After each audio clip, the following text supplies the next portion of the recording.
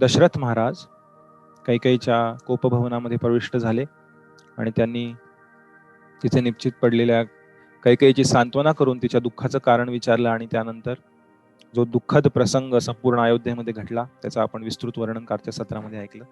कैकेयीने कशा प्रकारे 2 वरदान मागितले आणि त्यानंतर राजा दशरथांची अतिशय दयनीय अशी अवस्था, रात्रभर त्यांचं कैकेयीला विनवण्या करणं, त्यानंतर बेशुद्ध पडणं, परत उठणं आणि अशा प्रकारे अतिशय दुःखामध्ये ती रात्र गेली. आणि त्यानंतर दुसऱ्या दिवशी सकाळच्या वेळी ज्या घटना घडल्या आणि त्यानंतर प्रभू रामचंद्र तिथून वनवासास त्यांनी प्रस्थान केलं, या सर्वांचं विस्तृत वर्णन आपण काल चर्चा केली. आणि वनवासात निघाल्यानंतर कशा प्रकारे सर्व अयोध्येतील वासी त्यांच्या मागे, दशरथ महाराज सुद्धा त्यांच्या मागे जाण्याचा प्रयत्न करू लागले आणि शेवटी तमसा नदीच्या काठी एक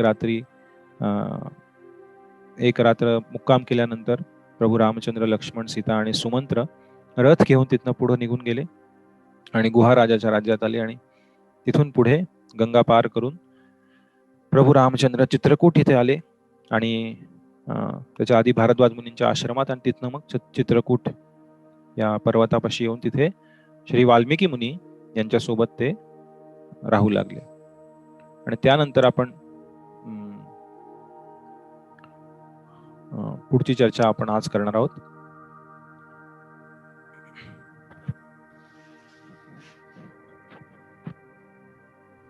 इथे राम, लक्ष्मण, सीता चित्रकूटमध्ये राहत आहेत आणि तिथे गुहा राजाचा जो एक आदिवासी राजा होता, जिथे एक रात्र ज्यांच्या राज्यामध्ये, त्यांचं राज्य म्हणजे अयोध्येच्या म्हणजे जो कोशल देश होता दशरथ महाराजांचा, अयोध्या ही नगरी होती आणि त्यांच्या राज्याचं नाव कोशल देश. त्या कोशल देशाच्या सीमेवरतीच गुहा राजाचं राज्य होतं आणि त्या ठिकाणी प्रभू रामचंद्रांनी एक रात्र मुक्काम केला होता. त्या गुहा राजाच्या राज्यातनं सुमंत्र परत अयोध्येला जाण्यासाठी अतिशय दुःखद मनस्थितीमध्ये रथ घेऊन पुन्हा अयोध्येत जाण्यास निघाले आणि 2 दिवसानंतर सुमंत्र अयोध्येमध्ये पोहोचले. आणि अयोध्येमध्ये पोहोचल्यानंतर त्यांनी अयोध्येची परिस्थिती पाहिली. अतिशय विदारक असं दृश्य, सर्व अयोध्यावासी रडत आहेत, कुणालाही काही करायची इच्छा नाही आहे, सर्व रस्ते अतिशय अस्वच्छ परिस्थितीत आहेत, कोणी स्वच्छता राखत नाही आहे, सर्वांची घरं सताड उघडी आहेत, लोकांना अयोध्येतील जे प्रजाजन आहेत त्यांना स्वयंपाक करायची इच्छा नाही आहे, त्यांना त्यांचे स्वच्छता स्नान आदी कार्य करायची इच्छा नाही आहे, सर्वजण रडतायत, आबाल वृद्ध सर्वजण अतिशय दुःखामध्ये आहेत. दशरथ महाराज, त्यांच्या 2 पत्नी कौसल्या आणि सुमित्रा, हे सर्व ज्या वाटेने प्रभू रामचंद्र गेलेत त्या वाटेकडे डोळे लावून बसलेले आहेत की कदाचित प्रभू रामचंद्र परत येतील. सर्व अयोध्यावासी त्याच वाटेकडे डोळे लावून बसलेत की कदाचित प्रभू रामचंद्र परत येतील. आणि जेव्हा त्यांना दूरवरून येताना सुमंत्र यांचा रथ दिसला तेव्हा सर्वांचे डोळे विस्फारले आणि ते पाहू लागले की कदाचित श्रीरामचंद्र परत येत असतील. पण त्यांनी पाहिलं की रथामध्ये एकटे सुमंत्र आहेत आणि ते पाहून त्यांचं हृदय खूप दुःखाने व्याकुळ झालं. तेव्हा सुमंत्र दशरथ महाराजांपाशी आले आणि त्यांना सांगू लागले की मी प्रभू रामचंद्रांना वनामध्ये सोडून आलेलो आहे. त्यावेळी दशरथ महाराज सुमंत्रांना विचारू लागले की कुठे आहेत प्रभू, राम कुठे आहे? तेव्हा सुमंत्रांनी सांगितलं की अशा प्रकारे मी सर्वप्रथम आम्ही तमसा नदीपाशी रात्री मुक्काम केला आणि त्यानंतर गुहा राजाच्या राज्यामध्ये गेलो आणि त्यानंतर पुढे त्यांनी वनात प्रवेश केला गंगा नदी पार करून आणि त्याच्या पुढे ते कुठं गेले याची मला कल्पना नाहीये. पण गुहा राजाच्या काही गुप्तहेरांनी जे त्याने प्रभू रामचंद्रांच्या मागे पाठवले होते त्यांची खुशाली बघण्यासाठी त्यांनी असा निरोप गुहा राजाकडे आणलेला आहे की प्रभू रामचंद्र हे चित्रकूट पर्वतापाशी निवास करत आहेत. आणि ही बातमी ऐकून दशरथ महाराज खूप दुःखी झाले आणि त्यावेळी कौसल्या माता दशरथ महाराजांना म्हणू लागली काहीतरी विचारा की राम काय खातंय, कुठे राहतंय, बाकीच्या गोष्टी तुम्ही काही विचारत नाहीये. तेव्हा दशरथ महाराजांनी सुमंत्रांना विचारलं की कशा प्रकारे जीवन जगतायत ते, त्यांना सर्व सुखसोयी सर्व गोष्टी मिळत आहेत का? तेव्हा सुमंत्र म्हणाले की नाही, गुहा राजाच्या राज्यामध्ये त्यांनी फक्त पाण्याचा स्वीकार केला आणि गुहा राजाने खूप सारी व्यंजनं खूप सारे पदार्थ प्रभू रामचंद्रांसाठी बनवले होते, पण ते म्हणाले, आता मी तापसी आहे, आता मी वनवासी आहे, या गोष्टींचा स्वीकार करणं माझ्यासाठी योग्य नाही आहे. आणि लक्ष्मण आणि सीतामातांनी याचा स्वीकार नाही केला. तेव्हा प्रभू रामचंद्र म्हणाले, हे घोडे आहेत त्या माझ्या पित्याचे आहेत, हे घोडे अयोध्येचे आहेत, त्यांना वनवास नाही लाभलेला, त्यामुळे तुम्ही हे सर्व पदार्थ घोड्यांना खाऊ घाला. आणि ते सर्व पदार्थ त्यांनी घोड्यांना दिले. आणि प्रभू रामचंद्र, माता सीता हे एका पानांपासून बनवलेल्या बिछाण्यावर आता झोपत आहेत. त्यांनी वल्कल धारण केलेली आहेत. आणि अशा प्रकारे वर्णन सुमंत्र करू लागले. आणि एक एक त्यातलं वर्णन दशरथ महाराज, कौसल्या, सुमित्रा यांच्या हृदयाचा भेद घेत होते. त्यांना खूप दुःख होत होतं की अशा परिस्थितीमध्ये या तिघांना राहावं लागतंय वनवासामध्ये, खास करून रामचंद्रांना अशा परिस्थितीमध्ये राहावं लागतं. आणि सुमंत्र महाराज हेही म्हणाले की जेव्हा गुहा राजाच्या राज्यातनं हे सर्वजण नावेत बसून गंगा पार करून जात होते, तेव्हा लक्ष्मण अतिशय क्रोधित होऊन सुमंत्र महाराजांना म्हणू लागले की काय चूक आहे रामाची, कशामुळं माझ्या पित्यांनी असा खूप निर्घृण असा निर्णय घेतलेला आहे की ह्यांना वनवासाला पाठवायचं. ह्यांनी कुणाचं काय वाईट केलं? सर्व अयोध्यावासी रामावरती एवढं प्रेम करतात. आणि म्हणाले की ही महाभयंकर चूक केलेली आहे आणि याचं फळ अयोध्येला भोगावं लागेल. अशा प्रकारे खूप दुःखी आणि रागामध्ये लक्ष्मणांनी अशा प्रकारे बोललेले बोल हे सुमंत्र मंत्र्यांनी दशरथ महाराजांना आणि कौसल्या आणि सुमित्रा यांना ऐकवले. आणि हे सर्व वर्णन ऐकून दशरथ आणि कौसल्या महाराणी या अतिशय दुःखी होऊन बेशुद्ध पडल्या तिथे. त्यानंतर उठल्यानंतर कौसल्या माता अतिशय चिडून दशरथ महाराजांना म्हणू लागले, झाली तुमची इच्छा पूर्ण? तुमची ती प्रिय राणी कैकेयी, तिने मागितलेले सगळे वर तुम्ही तिला दिले, आता तिच्या इच्छेप्रमाणे तुम्ही करा सर्व. आता तुम्ही भरताला राजा बनवा, खुश राहू दे तिला, तुम्ही खुश राहा, तीही खुश राहा, आणि सर्व अयोध्यावासी दुःखात आहेत, तुम्ही राज्याचा उपभोग घ्या. अशा प्रकारे कौसल्या माता खूप रागाने दशरथ महाराजांना बोलू लागली. तेव्हा दशरथ महाराज अतिशय दुःखाने कौसल्या मातेला म्हणू लागले की हे कौसल्या, तुला माहिती आहे मलाही तुझ्या एवढंच दुःख झालेलं आहे, आणि तू अशा प्रकारे बोलून माझं दुःख अजून वाढवू नकोस. तेव्हा कौसल्या माता रडायला लागल्या. त्या म्हटल्या, मला माहिती आहे, मला माफ करा, पण मला एवढं दुःख झालंय, मला समजत नाही मी काय बोलतेय, मी वेडीपिशी झालेली आहे, मला रामापासून हा विरह सहन होत नाहीये. तेव्हा कौसल्या माताने स्वतःला सावरून धरलं. आणि दशरथ महाराज त्यांच्या चुकीच्या निर्णयाबद्दल खूप शोक करू लागले की मी असं करायला नको होतं. आणि तेव्हा दशरथ महाराजांनी ही कथा, ज्याची आपण काल चर्चा केली, ही कौसल्या राणीला सांगितली की कशा प्रकारे श्रावण बाळाचा त्यांच्या हाताने चुकून मृत्यू ओढवला गेला.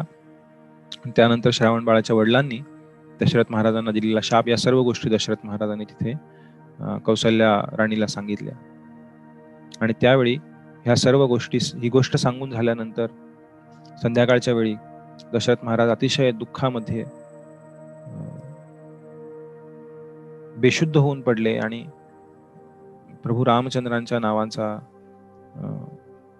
जप करत राम राम राम राम ते बेशुद्ध पडले. आणि त्यांच्या बाजूला कौसल्या आणि सुमित्रा याही बेशुद्ध पडल्या. दुसऱ्या दिवशी पहाटे सूर्य उगवल्यानंतर माता कौसल्या, सुमित्रा दशरथ महाराजांना उठवायचा प्रयत्न करत होते, पण त्यांना त्यावेळेस समजून चुकलं की रात्रीतच प्रभू रामचंद्राच्या विरहामध्ये दशरथ महाराजांनी आपले प्राण त्यागलेले आहेत. दशरथ महाराज हे जग सोडून निघून गेलेले आहेत प्रभू रामचंद्रांच्या विरहामध्ये. आणि त्यावेळी संपूर्ण अयोध्येवरती दुःखाची खूप मोठी एक लाट पसरली. आधीच हे दुःख होतं की प्रभू रामचंद्र, लक्ष्मण आणि सीता हे वनवासाला गेले, तेच अयोध्यावासी सहन करू शकत नव्हते. आणि त्यात आता 2च दिवसानंतर पहाटे दशरथ महाराजांच्या निधनाची वार्ता संपूर्ण अयोध्येमध्ये पसरली आणि संपूर्ण अयोध्येवर एक दुःखाची मोठी लाट पसरली. आणि त्यानंतर राणी कौसल्या, राणी सुमित्रा आणि कैकेयी या खूप दुःखाने रडू लागल्या दशरथ महाराजांचं प्रयाण तिथे झाल्यानंतर. तेव्हा वसिष्ठ मुनींनी सर्वांना सावरून धरलं. वसिष्ठ मुनींनी सांगितलं की दशरथ महाराजांच्या अपत्याद्वारे, त्यांच्या पुत्राद्वारेच त्यांचा जो अंतिम जे विधी आहेत ते केले गेले पाहिजेत. त्यांना त्यांचा जो दहन संस्कार आहे तोही त्यांच्या पुत्राद्वारेच केला गेला पाहिजे. त्यामुळे तातडीने त्याने सुमंत्रांना आज्ञा दिली की तुम्ही भरत आणि शत्रुघ्न यांना घेऊन येण्यासाठी दूत पाठवा. आणि तोपर्यंत त्यांनी दशरथ महाराजांचं जे शरीर होतं ते सुगंधी द्रव्य, अत्तर आदी वापरून जतन करून ठेवलं. आणि इकडे दूत कैकेय देशामध्ये भरत आणि शत्रुघ्न यांना घेण्यासाठी गेले. पण त्यांना सुमंत्रांनी आज्ञा दिली होती की अजिबात भरत आणि शत्रुघ्न यांना पित्याच्या निधनाची वार्ता द्यायची नाही. त्यांना फक्त एवढंच सांगायचं की दशरथ महाराजांनी तुम्हाला तातडीने अयोध्येला बोलवलेलं आहे. आणि हे दूत कैकेय देशामध्ये गेले. तिथे गेल्यानंतर दशरथ महाराजांनी तुम्हाला बोलवलंय असं त्यांनी भरत आणि शत्रुघ्न यांना सांगितलं. त्यावेळेस भरत त्या दूतांना म्हणू लागला की काल रात्री मी एक स्वप्न पाहिलं आणि त्या स्वप्नामध्ये मी पाहिलं की दशरथ महाराज एका उंच डोंगराच्या कड्यावरनं खाली पडले आणि अतिशय भयानक स्वप्न होतं. मला सहन नाही झालं. आणि त्यानंतर त्यांच्या सर्वांगाला लाल चंदनाचा लेप लावून काही व्यक्ती, काळ्या रंगातील व्यक्ती त्यांना दक्षिण दिशेने घेऊन चालले होते. अशा प्रकारे मला स्वप्न पडलं आणि मी स्वप्नातनं जागा झालो सकाळी. त्यामुळे आणि आज मी तुम्हाला इथे भेटतोय. तुम्ही अयोध्येतनं आलेला आहात, दूत आहात. त्यामुळे मला आता शंका येते की अयोध्येमध्ये काहीतरी वाईट घटना घडलेली आहे किंवा कदाचित माझ्या वडिलांनी असा निर्णय घेतलाय की आता रामाला राज्याभिषेक करणार आहेत. त्यामुळे कदाचित मला असं स्वप्न पडलं असावं की कदाचित माझे वडील आता वानप्रस्थाश्रम स्वीकार करतील आणि राम राजा बनेल.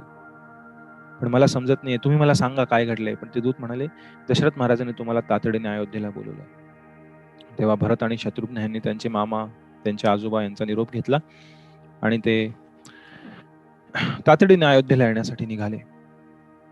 आणि जसं भरत आणि शत्रुघ्न त्यांच्या रथावरनं अयोध्येमध्ये प्रवेश करत होते त्या क्षणी भरताला अतिशय दुष्ट असे, अतिशय वाईट अशा काही गोष्टी, काही ओमेन्स, काय म्हणतात ओमेन्सला, बॅड ओमेन्स, काही वाईट, व्हॉट यू कॉल ओमेन,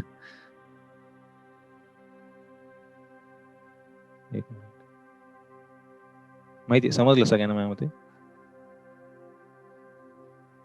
शगुन न, किंवा काही चिन्ह, काही वाईट चिन्ह दिसू लागले. ते पाहू लागले की सगळीकडे अंधार झालेला आहे, सूर्याचा प्रकाश व्यवस्थित येत नाहीये, असा एकदम कोंदट असं वातावरण अयोध्येमध्ये. वृक्षांची सर्व पानं झडून गेलेली, जणू काही वृक्ष रडत आहेत दुःखाने. संपूर्ण रस्त्यावरती वृक्षांची सुकलेली पानं पसरलेली आहेत. सर्व घरांची दारं सताड उघडी आहेत. कुणाला कशाची पर्वा नाही असं वाटत आहे. अयोध्येतील सारी जी काही मंदिरं होती ती मंदिरं अतिशय अस्वच्छ आहेत. तिथल्या विग्रहांची पूजा, उपासना, त्यांची आरती वगैरे होत नाहीये. अशा प्रकारच्या सर्व परिस्थिती पाहून भरताला भीती वाटू लागली हृदयामध्ये की काय घडलंय अयोध्येमध्ये. अशी परिस्थिती काय, अशी अयोध्या मी माझ्या उभ्या आयुष्यात कधी पाहिली नव्हती. आणि त्यानंतर जसं भरत त्यांच्या महालापाशी येऊ लागला तसा कैकेयीने पाहिलं की भरत येतोय. कैकेयीने जाऊन अतिशय आनंदाने, प्रेमाने जाऊन भरताला मिठी मारली. म्हणाली, भरत, मी किती वाट पाहत होते तुझी. आणि तेव्हा भरताच्या मनात शंका होती, हे काय चाललेलं आहे. आणि तेव्हा भरत म्हणाला की मला का असं तातडीनं बोलवून घेतलं इथे, काय झालेलं आहे. आणि पिताश्री कुठे आहेत, दशरथ महाराज कुठे आहेत, आणि माझे बंधू राम आणि लक्ष्मण कुठे आहेत, ते मला दिसत का नाहीत अयोध्येमध्ये, ते माझ्या स्वागताला का नाही आले, ते नेहमी मी आल्यानंतर मला भेटत असतात. आणि माझ्या बाकीच्या ज्या माता आहेत त्या कुठे आहेत, कौसल्या आणि सुमित्रा. आणि अशा प्रकारे प्रश्न विचारल्यानंतर काही काहीच उत्तर देत नाही. आणि भरताने पुन्हा पुन्हा विचारल्यानंतर काही भरताला उत्तर देते की भरत, तुझे पिताश्री हे परलोकात गेलेले आहेत, ते आपल्यासोबत राहिलेले नाही आता. आणि जसं भरत ती वार्ता ऐकतो तसा तो खाली कोसळतो जमिनीवरती आणि ओक्साबोक्शी रडायला लागतो. त्याला सहन होत नाही की माझे पिताश्री निघून गेले आम्हाला सोडून आणि मी त्यावेळी त्यांच्या सोबत नव्हतो. किती भाग्यशाली आहेत राम आणि लक्ष्मण, जे आमच्या पिताश्रींची सेवा करण्यासाठी शेवटच्या क्षणापर्यंत त्यांच्या सोबत होते. भरताला माहित नव्हतं काहीच. त्याला वाटत होतं की राम आणि लक्ष्मण सोबत होते, किती भाग्यशाली, त्यांना पित्यांची सेवा लाभली. पण मी आणि शत्रुघ्न आम्ही किती दुर्भागी आहे, ते आम्ही दूर देशी, जेव्हा आमचे पिताश्री अशा परिस्थितीत आहेत. भरत म्हणून तुम्ही मला आधी का नाही बोलवलं, मी आधी आलो असतो, माझी पिताश्रींची भेट झाली असती. अशा प्रकारे तो खूप दुःख करून रडायला लागला आणि म्हणू लागला की राम आणि लक्ष्मण हे भाग्यशाली आहेत, त्यांनी त्यांचा अंतिम संस्कार केले आहेत आणि मी खूप दुर्भागी आहे. अशा प्रकारे बोलू लागल्यानंतर भरत कैकेयीला म्हणाला की काय म्हणाले पिताश्री. जेव्हा पिताश्री हा देह सोडून चालले होते तेव्हा त्यांनी काय शेवटचे शब्द, त्यांची शेवटची इच्छा काय, ते काहीतरी बोलले असतील. तेव्हा कैकेयी म्हणाली, ते म्हणाले की अयोध्येमध्ये राहणारे ते सर्व लोक भाग्यशाली आहेत, जे 14 वर्षानंतर परत एकदा राम, सीता आणि लक्ष्मण यांचा अयोध्येमध्ये स्वागत करतील. असे लोक भाग्यशाली आहेत, पण मी भाग्यशाली नाही, असं म्हणत तुमच्या पितांनी प्राण सोडलेले आहेत. आणि शेवटी राम राम राम या जयघोषात त्यांनी प्राण सोडले. भरताला काही समजत नव्हतं, ह्याचा अर्थ काय. राम, सीता, लक्ष्मण यांचं परत 14 वर्षांनी स्वागत करेल, ह्याचा अर्थ काय. कुठे आहे राम, माझे ज्येष्ठ बंधू राम कुठे आहेत, लक्ष्मण कुठे आहे, सीता कुठे आहे, असं का म्हणाले पिताश्री.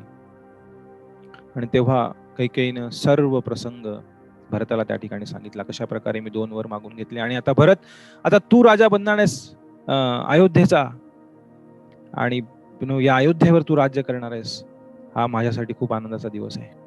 आणि त्यावेळी भरत इतका क्रोधित झाला, अतिशय तीव्र अशा रागात भरत म्हणाला, तू दुष्ट निर्दयी स्त्री, मला लाज वाटते तुला माझी आई म्हणायला. म्हणाला रामाने काय वाईट केलं होतं, आणि तुला काय वाटलं की मी राज्यकारभार सांभाळेल, मी अयोध्येचा राजा बनेल राम असताना. तुला माहित नाही आपल्या राज्याची परंपरा, ज्येष्ठ बंधू हा राजानंतर पुढचा राजा बनतो. त्यामुळे प्रभू रामचंद्र असताना मी कसं काय अयोध्येचा राज्य स्वीकार करू शकतो.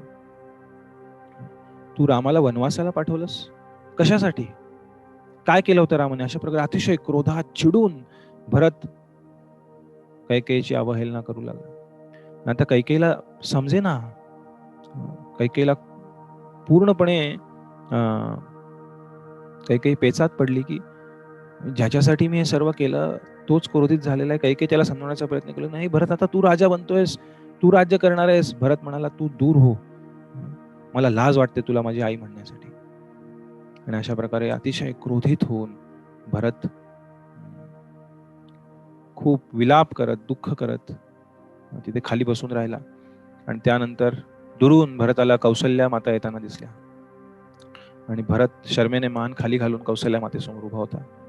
कौसल्या माता भरताला म्हणाली, करून घे राज्याभिषेक आता तुझा, आता अयोध्येचा राजा तूच आहेस, उपभोग राज्य सुख, तुझी इच्छा पूर्ण झाली, तुझ्या आईची इच्छा पूर्ण झाली, राम वनवासाला गेला, आता 14 वर्ष तुझ्या वाटेला कोणी येणार नाही भरत, अयोध्येचं राज्य तुझ्या ताब्यात घे.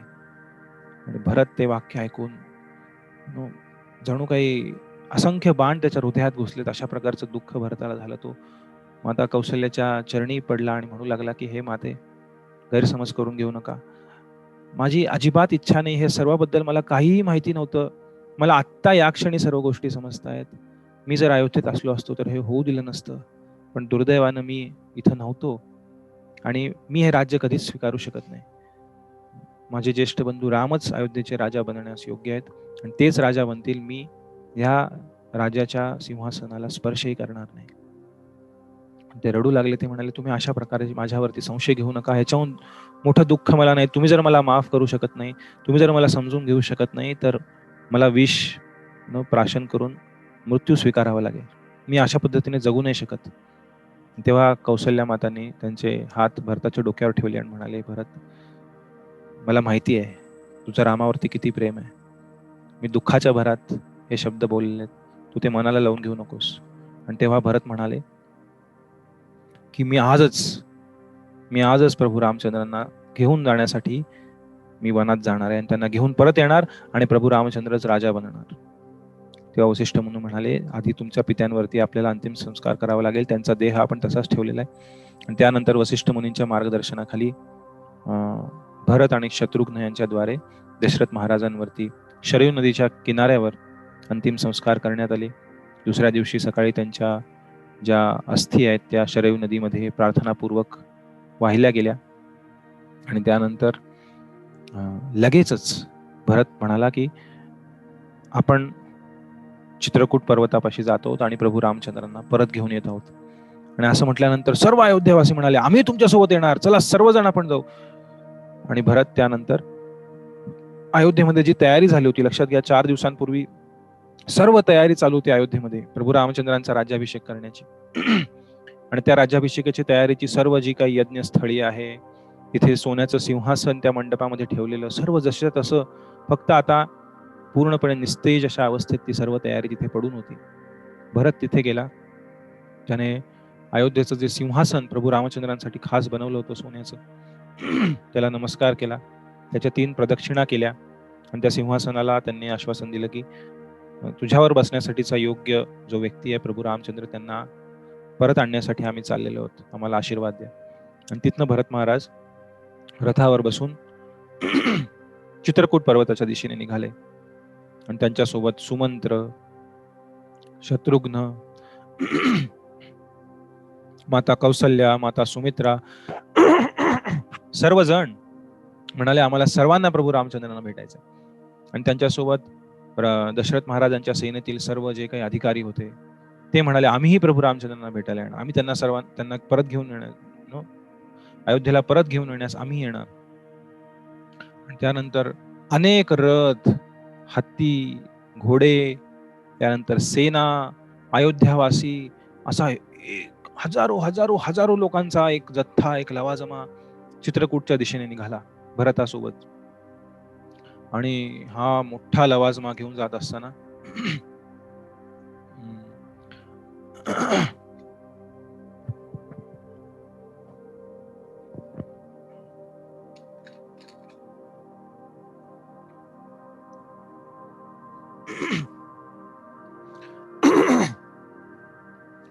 गुहा राजाच्या, जिथे प्रभू रामचंद्र राहिले होते गंगेच्या किनारी, गुहा राजाच्या राज्यात येऊ लागली. आणि गुहा राजाला चाहूल लागली की दुरून खूप मोठी सेना येत आहे. धुराळ्याचा असा एक लोट उठलेला त्यांनी पाहिला. त्यांनी लगेच त्यांच्या सेनेला आज्ञा दिली की पहा कोण आहे. त्यांच्या सेनानी लगेच झाडावरती जाऊन पाहू लागले. ते म्हणाले अयोध्येचा ध्वज दिसतोय आणि खूप मोठी सेना येते आणि आम्ही पाहिलं तर तो भरत दिसत आहे. आणि गुहाला वाटलं की आता भरत रामचंद्रांना वनवासातच मारून टाकून 14 वर्षांनंतर त्यांचं परत येण्याचे सर्व प्रयत्न निष्फळ ठरून आता अयोध्येचं राज्य बळकवण्याचा प्रयत्न करत आहे, असं गुहा राजाला वाटलं. ते म्हणाले युद्धासाठी तयार राहा, मी पुढे जाऊन भरताची भेट घेतो. आणि गुहा महाराज येऊन भरताला भेटले आणि ते म्हणाले की काय रामचंद्रांना आता संपून टाकायचा विचार आहे का? आईने वनवासाला पाठवलं आणि आता मुलगा येऊन संपून टाकतोय भावाला, हेच पाहायचं राहिलं होतं. आणि असं म्हटल्यानंतर भरत त्यांच्या डोळ्यात अश्रू उभे राहिले आणि ते गुहा राजाला म्हणाले की कृपया गैरसमज करून घेऊ नका, यामध्ये माझा काहीही संबंध नाही आहे. मी रामचंद्रांना परत अयोध्येला नेण्यासाठी आलो आणि हे सर्व प्रजाजन आहेत अयोध्येची, सेना नाही आहे, यातले काही सेनानी आहेत, बाकी सर्व अयोध्येचे प्रजाजन आहेत आणि यांना परत नेण्यासाठी आलेलो आहे. ते ऐकून गुहा राजांना सुद्धा खूप आनंद झाला. ते म्हणाले प्रभू रामचंद्र इथने पुढे भरद्वाज मुनींच्या आश्रमाच्या पुढे चित्रकूट पर्वत आहे, तिथे वाल्मिकी मुनींच्या आणि त्यांच्या शिष्यांच्या सोबत तिथे राहत आहेत. आणि हे ऐकल्यानंतर सर्व लवाजमा पुढे चित्रकूट पर्वताच्या दिशेने निघाला. आणि त्यानंतर चित्रकूट पर्वताच्या जवळ आल्यानंतर कुठल्या ठिकाणी प्रभू रामचंद्र राहत आहेत हे पाहण्यासाठी भरताने एका झाडावर चढून टेहळणी केली. त्यांनी पाहिलं की मोठा चित्रकूट पर्वत आहे आणि एका ठिकाणाहून काही जे यज्ञ आहेत ते यज्ञाचे धूर तिथनं आकाशाला वरती मिळत आहेत. आणि भरताने विचार केला की याच ठिकाणी कदाचित ऋषीमुनी राहत आहेत आणि त्या ऋषीमुनींसोबत प्रभू रामचंद्र, सीता आणि लक्ष्मण राहत असतील. आणि त्या दिशेने सर्वांनी प्रस्थान केलं. आणि जसं गुहा राजांना चाहूल लागली की मोठी सेना येत आहे, त्याचप्रमाणे लक्ष्मण जे नेहमी सतर्क असायचे प्रभू राम आणि सीता यांच्या सेवेमध्ये, त्यांना समजलं की दुरून काहीतरी सेना येतेय, आवाज येतोय, काहीतरी कोलाहल येतोय. त्यांना क्षितिजावरती धुराळा उठलेला दिसतोय पूर्ण. तेव्हा त्यांनी प्रभू रामचंद्रांना सांगितलं की दुरून कुठली तरी सेना येते.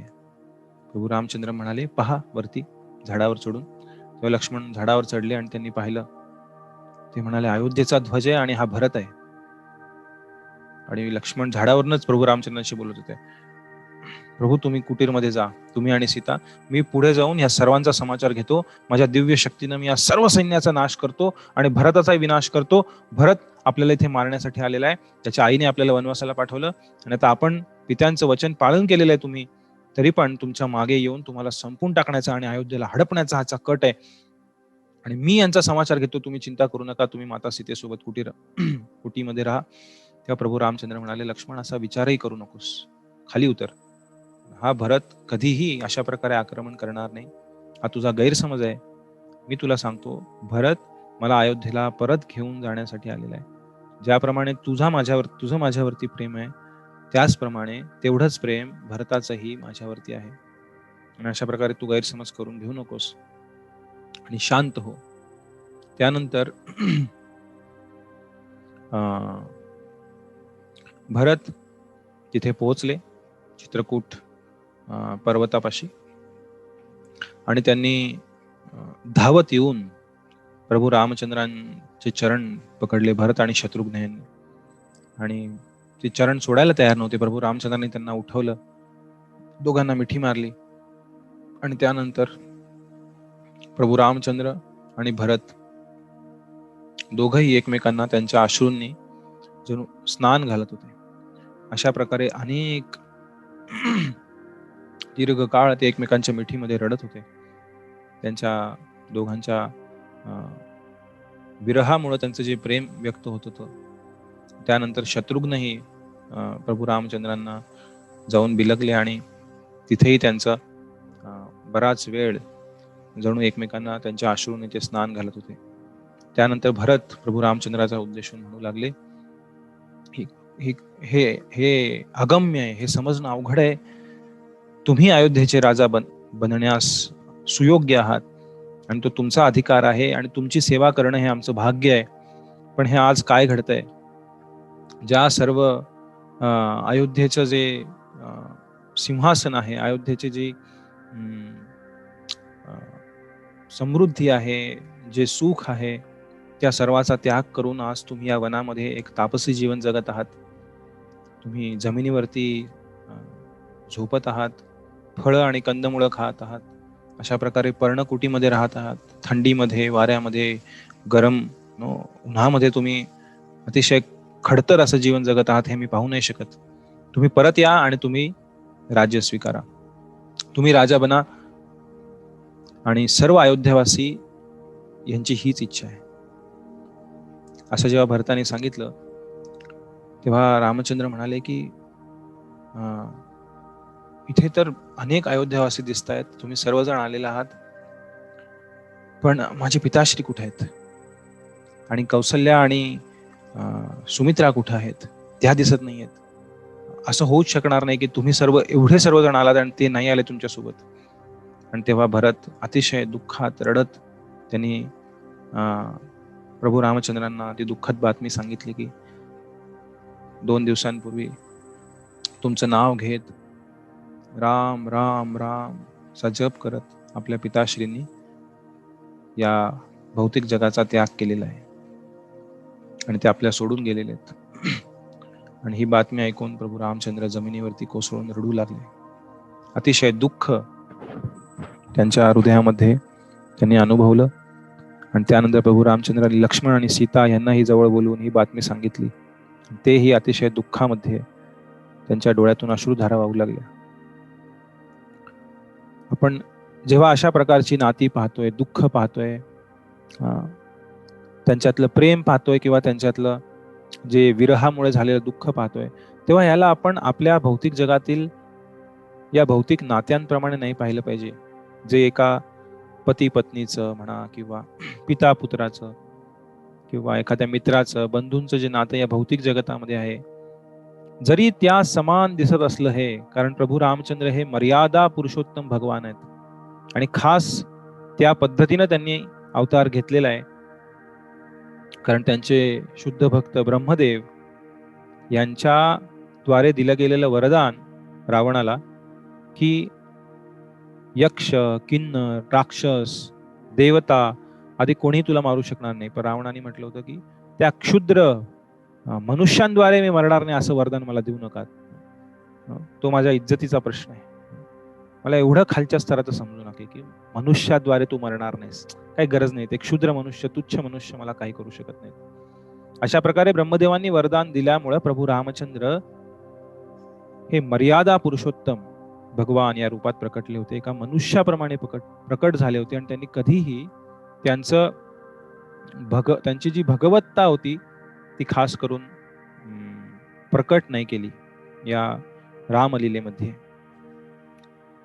त्यामुळं वरवरच्या दृष्टीनं, बाहेर दृष्टीनं आपल्याला ही सर्व नाती आपल्या ह्या भौतिक जगतातील आपल्या जीवनातील नात्यांप्रमाणे वाटतील, पण ही सर्व नाती, या सर्व भावना, हे सर्व प्रेम, आनंदाचे आणि दुःखाचे प्रसंग हे आध्यात्मिक स्तरावरचे आहेत. कारण ते प्रभू रामचंद्रांशी निगडीत आहेत. आणि प्रभू रामचंद्र हे जरी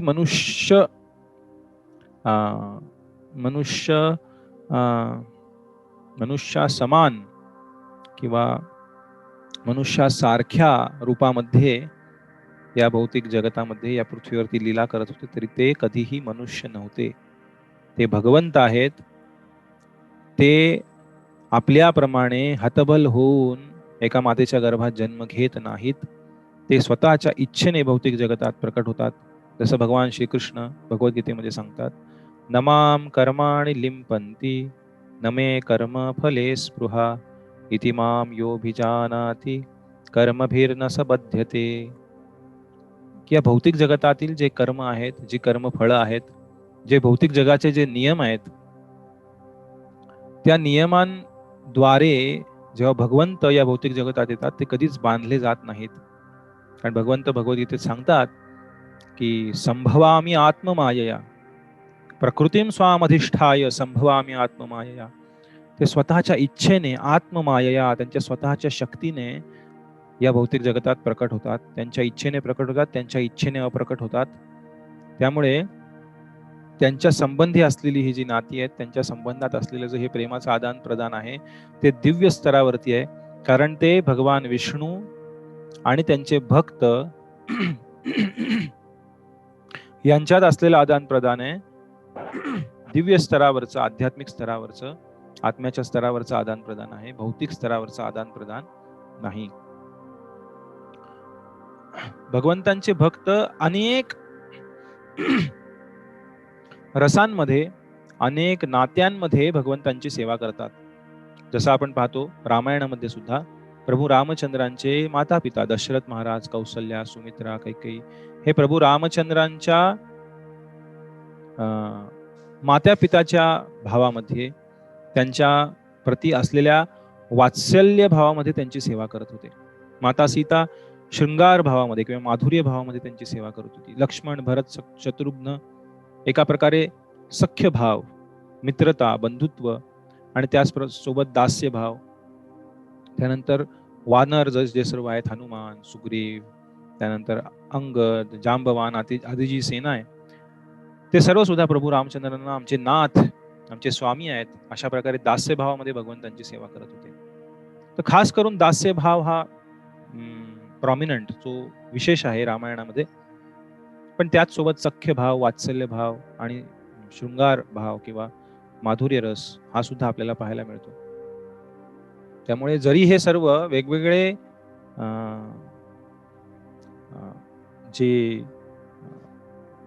वेगवेगळे जे रोल्स आहेत प्रभू रामचंद्रांच्या लीलेमधले ते पार पाडत असतील, तरी सुद्धा हे सर्व प्रभू रामचंद्रांचे भक्त आहेत. या वेगवेगळ्या भूमिकांमध्ये प्रभू रामचंद्रांप्रती उत्कट प्रेम प्रकट करण्यासाठी हे सर्व भक्त प्रकट झालेले आहेत. आणि त्याचप्रमाणे अनेक देवी देवता त्यांच्या अंशरूपी या प्रभू रामचंद्रांच्या लीलांमध्ये प्रकट झालेले आहेत. त्यामुळे आपण जेव्हा ही सर्व नाती पाहतोय, हे सर्व सुख आणि दुःखाचे प्रसंग पाहतोय रामायणातले, ते सर्व दिव्य स्तरावरचे आहेत. आणि ते ऐकण्यानेच, फक्त श्रवणाने त्याच्या आपलं हृदय पवित्र होईल.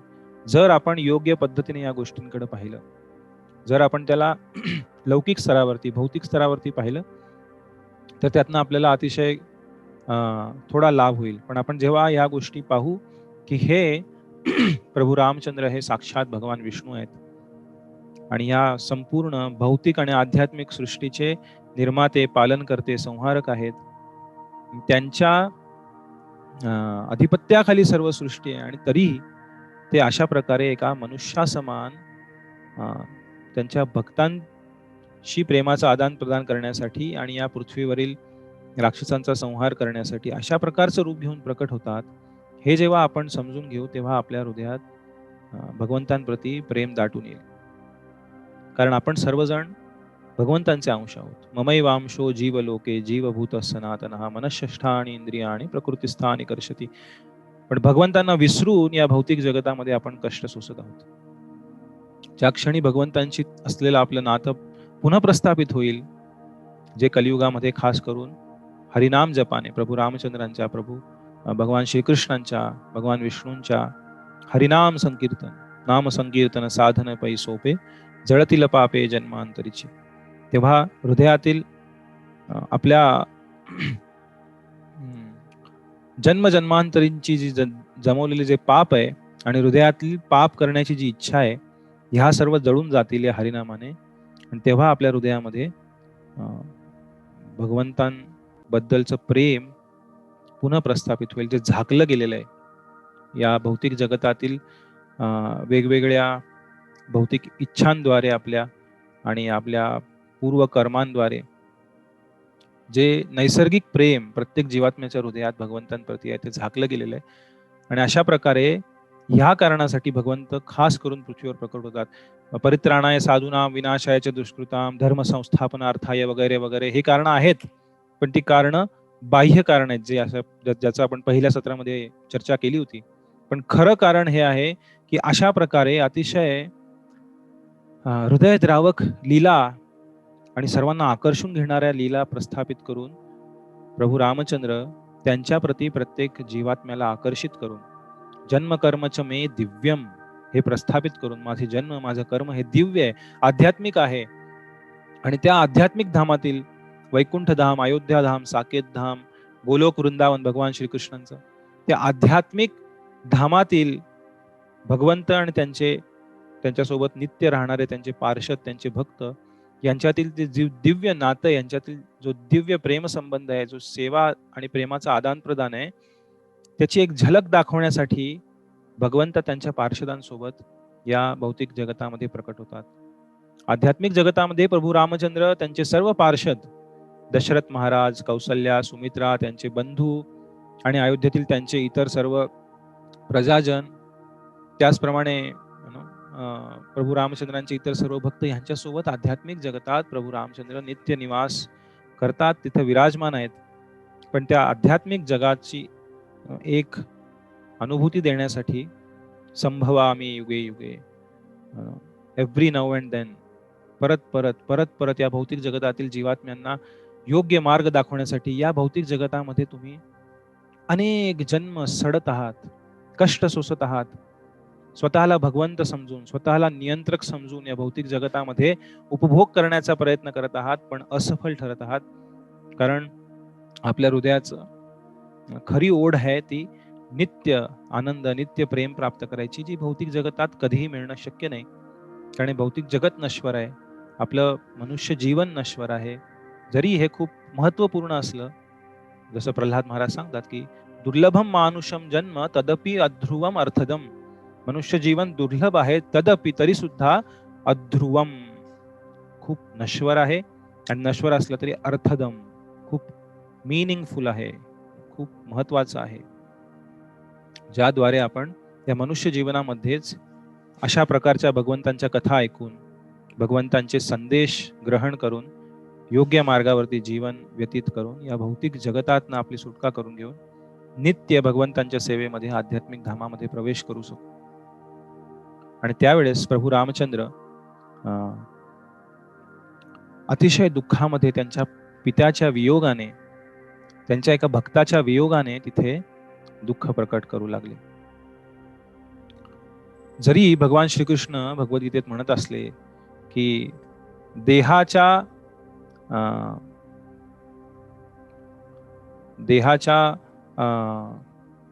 काय म्हणता येईल त्याला, वियोगाने किंवा देह नष्ट झाला या कारणाने दुःख करणं हे एका पंडिताचं लक्षण नाहीये, असं अर्जुनाला भगवान श्रीकृष्ण सांगतात. मग आता स्वतःच का ते विलाप करत आहेत, स्वतःच का रडत आहेत? तर ते त्यांच्या भक्तांप्रती त्यांचं असलेलं प्रेम आणि त्यांच्यापासून झालेला विरह यासाठी रडत आहेत. प्रभू रामचंद्रांसाठी काहीही भौतिक नाहीये तसं पाहायला गेलं तर. भगवंतांची शक्ती आहे सर्व. हे भौतिक आणि हे आध्यात्मिक हे आपल्यासाठी आहे. कारण आपण या भगवंतांच्या भौतिक प्रकृतीच्या कचाट्यात अडकलेलो आहोत, ज्याला माया शक्ती म्हटलं जातं. माया म्हणजे म्हणजे नॉट, संस्कृतमध्ये मा म्हणजे नकारार्थी. मा शुचहा, घाबरू नकोस, चिंता करू नकोस, भगवंत म्हणे. मा या म्हणजे जी, स्त्रीलिंगी सर्वनाम. जी नाही आहे तिला माया म्हणतात. म्हणजे जे नाहीये ते भासवते आपल्याला. म्हणजे माया शक्ती भगवंतांची आपल्याला भासवते की मी हे शरीर आहे हाडामासाने बनलेलं, पण हे नाही आहे. हे शरीर एक ड्रेस आहे, फक्त आपल्याला भाड्याने दिलं गेलेलं आहे काही काळासाठी आपल्या पूर्व कर्मानुसार. आणि यानंतर ज्याप्रमाणे लोक घरं बदलतात, भगवद्गीतेत भगवंत उदाहरण देतात, एक कपडा जीर्ण झाल्यानंतर आपण दुसरा कपडा धारण करतो, त्याप्रमाणे जीवात्मे शरीर बदलतात. आणि त्यामुळं आपण या मायेच्या कचाट्यात आहोत, अडकलेलो आहोत. पण भगवंतांसाठी असं नाही आहे. भगवंत दिव्य आहेत. भगवंत त्यांच्या आधिपत्याखाली ही भौतिक शक्ती कार्य करते. ते कधी या भौतिक शक्तीच्या आधिपत्याखाली येणार नाहीत. जसं आपण अनेक वेळा उदाहरण चर्चा करतो की या देशाचे प्रधानमंत्री ते जेव्हा एखाद्या कारागृहात जातात, तेव्हा हे कारागृह सुद्धा त्यांचीच शक्ती आहे. पण ते कारागृहात तिथल्या कैद्यांना भेटायला जातात, याचा अर्थ हा नाही आहे की पंतप्रधान जे आहेत ते सुद्धा आता कारागृहाच्या नियमांमध्ये बसले. त्यांना जिथे जाऊन कपडे बदलावे लागतील, पांढरे काळे चट्ट्यापट्ट्याचे कपडे घालावे लागतील, त्यांना खडी फोडावे लागेल तुरुंगात जाऊन. नाही, ते स्वेच्छेने तुरुंगात गेलेले आहेत. त्यांच्यासाठी या मोकळ्या बाहेरील दुनियेची जी नियमावली आणि तुरुंगाची नियमावली यातला फरक नाहीये. पण एका सामान्य नागरिकाला जर तुरुंगात पाठवलं गेलं त्याच्या चुकीसाठी, तर त्याच्यासाठी तुरुंगातले नियम वेगळे आहेत. त्याचप्रमाणे सामान्य जीव या भौतिक जगतामध्ये पडलेला आहे, भगवंतांना विसरून, त्याच्यासाठी या भौतिक जगताच्या कचाट्यात तो अडकलेला आहे. आणि या दुष्ट चक्रामध्ये अडकून पडल्यामुळं आणि भगवंतांशिवाय भोग करण्याच्या इच्छेने, सुख प्राप्त करण्याच्या इच्छेने या भौतिक जगतामध्ये अडकलेलो आपण सर्व. आणि भगवंत त्यांच्या कृपेने या भौतिक जगतात प्रकट होतात आणि अशा प्रकारे अतिशय सुंदर लीला आपल्या समोर प्रकट करून आपल्याला परत त्यांच्या नित्यधामाला बोलावत आहेत. आणि अशा प्रकारे जेव्हा राम, लक्ष्मण आणि सीता खूप दुःखाने विलाप करत होते दशरथ महाराजांच्या निधनाची वार्ता ऐकून, तेव्हा काहीशा दूर दिसणार नाही अशा उभ्या असलेल्या कौसल्या आणि सुमित्रा तिथे आल्या. कारण त्यांनी आधी पाहिलं असतं कौसल्या आणि सुमित्रेला त्यांच्या ज्या विधवेच्या कपड्यांमध्ये, तेव्हा प्रभू रामचंद्र आणि लक्ष्मण यांना दुःख आवरलं गेलं नसतं. त्यामुळे कौसल्या आणि सुमित्रा तिथे आल्या आणि प्रभू रामचंद्र आणि लक्ष्मणांना पाहून अतिशय दुःख त्यांच्या हृदयात, त्यांचा तो तापसी वेश, त्यांच्या त्या जटा, गुहाराजाच्या राज्यात असताना त्यांनी गुहाराजाकडनं वडाच्या झाडाचा जो सॅप ज्याला म्हणतात, चीक पांढऱ्या रंगाचा असतो, तर तो वडाच्या झाडाचा चीक काढून आणून त्यांनी त्यांच्या केसांना लावून त्या केसांची जटा बनवली होती. ऋषीमुनी अशा प्रकारे जटा बनवतात, जेणेकरून कमीत कमी मेंटेनन्स. दोन प्रकार आहेत, एक आहे पूर्णपणे दिस स्टाईल आणि दुसरी स्टाईल आहे जे आध्यात्मिक जीवनामध्ये प्रगती करायची इच्छा करतायत अशांसाठी, जे खास करून गृहस्थ आश्रमात नाही आहेत. इतर 3 आश्रमात आहेत, ब्रह्मचारी, वानप्रस्थ किंवा संन्यास. जसं आम्ही ब्रह्मचारी आश्रमात आहोत, काही वानप्रस्थ किंवा काही संन्यास आश्रमात आहेत. प्रभू रामचंद्र जरी गृहस्थ आश्रमात असले, क्षत्रिय असले, तरी ते सध्या तापसी जीवन जगत होते, वनवासी जीवन जगत होते. आणि अशा वेळी कमीत कमी शारीरिक गोष्टींचा विचार करून जास्तीत जास्त आध्यात्मिक आणि धार्मिक कामं करण्यासाठी वेळ देता यावा म्हणून प्रभू रामचंद्रांनी आणि लक्ष्मणांनी त्या वडाच्या झाडाचा चीक केसांना लावून केसांच्या जटा बनवल्या होत्या. ही आपल्याकडची संस्कृती आहे, परंपरा आहे. पण आज दुर्दैवाने ह्या सर्व गोष्टींकडे विचित्र गोष्टी नजरेने पाहिलं जातं. जसं विवाहाच्या वेळी सुद्धा आपल्या संस्कृतीत प्रथा आहे की जो नवरदेव आहे त्याचं पूर्ण मुंडन केलं जातं, शिखा ठेवली जाते, मागे एक पूर्ण केसाचं मुंडन करून, ज्याला अलीकडच्या भाषेत सोड मुंजे वगैरे म्हणतात. तर प्रभू रामचंद्र, भरत, लक्ष्मण, शत्रुघ्न यांचा जेव्हा विवाह झाला मिथिलेमध्ये, मागे आपण चर्चा केली, तेव्हा वर्णन आहे वाल्मिकी रामायणात की सगळ्यांचं मुंडन करण्यात आलं. प्रभू रामचंद्रांचं पूर्णपणे मुंडन करून शिखा ठेवण्यात आली आणि मग त्यांचा विवाह करण्यात आला. ही प्रथा आहे, पण आजकाल कलियुगामधील लोकांना ह्या सर्व गोष्टींची माहिती नाहीये आणि या सर्व गोष्टींचं महत्व माहिती नाहीये, त्याच्या मागचा उद्देश माहिती नाहीये. त्यांना शॉर्टकट हवेत सगळ्यांना, म्हणून आजकाल पाहतात थोडेसे असे एवढेसे केस कापतात, कारण केसांप्रती खूप आकर्षण आहे, जी जी आजकालचा प्रोपोगंडा आहे. खूप सारे ऍडव्हर्टाइजमेंट आहे की तुम्ही कसं दिसता, कसं वागता, पर्सनॅलिटी, त्याच्यावरती तुमचं व्यक्तित्व अवलंबून आहे, त्याच्यावरती तुमची किंमत आहे. पण पूर्वी असं नव्हतं. पर्सनॅलिटी डेव्हलपमेंटवर आज भर आहे, पण पूर्वी कॅरेक्टर डेव्हलपमेंट वरती भर होता. चारित्र्य विकसन, ना की पर्सनॅलिटी, तुमचा व्यक्तित्व विकसन. चारित्र्य किंवा कॅरेक्टर हे पर्सनॅलिटी पेक्षा जास्त महत्वाचं आहे. Personality is external but character is internal. तर अशा प्रकारे प्रभू रामचंद्र, लक्ष्मण आणि सीता विलाप करत असताना कौशल्य आणि सुमित्रा तिथे आल्या आणि त्यांचा तो तापसी वेश पाहून त्यांना खूप दुःख झालं. त्यांच्या जटा असलेलं त्यांचे केस आणि त्यांनी धारण केलेली वृक्षांची वल्कलं आणि तिथे राहत असलेली पर्णकुटी पाहून त्यांना खूप दुःख झालं. आणि तेव्हा भरत प्रभू रामचंद्रांना म्हणू लागले, चला आता तुम्ही केला वनवास, काही दिवस झाले, आता पिताश्री राहिलेले नाही आहेत, पिताश्री गेले, त्यांचे वचनही गेले, आता तुम्ही परत चला अयोध्येला आणि तुम्ही अयोध्येचे राजा बना.